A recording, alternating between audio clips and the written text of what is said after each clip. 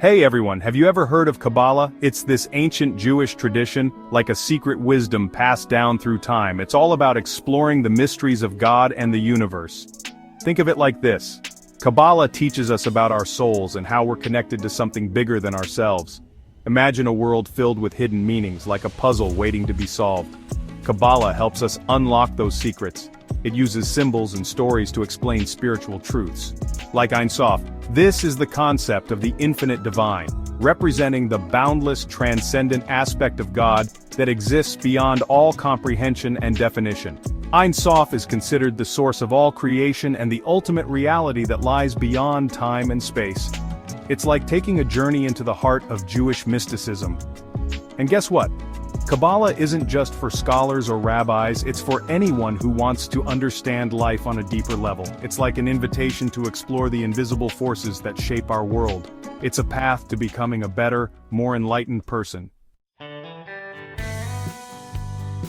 So, at the heart of Kabbalah is this thing called the Tree of Life. Now, it's not a real tree you can climb, but more like a diagram or a map. Think of it as a map of creation, showing how God's energy flows into the universe. The Tree of Life has 10 circles called Sefirot. Each Sefirah is like a different side of God, like different qualities. They're all connected by paths, just like branches on a tree. The Tree of Life shows us how everything is connected, like how we're all part of one big family. We can even use the Tree of Life to understand ourselves better.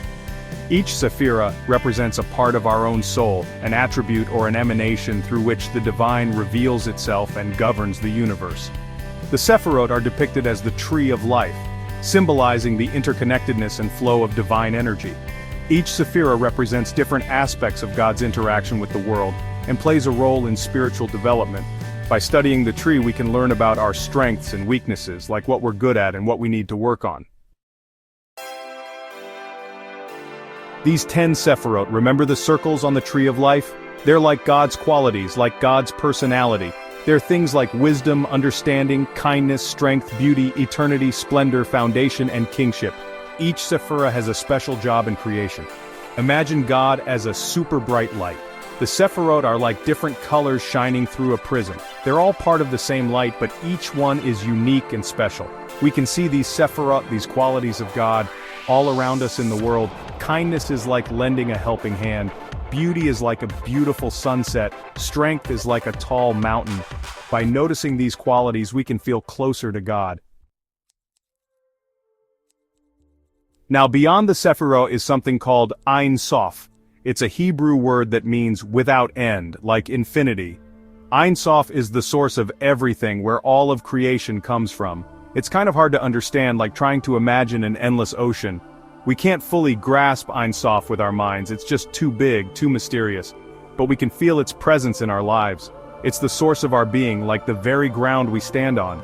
Kabbalah teaches us that we're all a part of Ein Sof. We're like little sparks of the divine light. By connecting with our souls, we can find our way back to the source of everything. Like the Tzimtzum, this is the concept of contraction, or withdrawal, describing how the infinite light of the divine contracted to create a void in which the finite material world could exist. According to Kabbalistic teachings, this act of divine self-limitation allowed for the creation of space, time, and individual existence.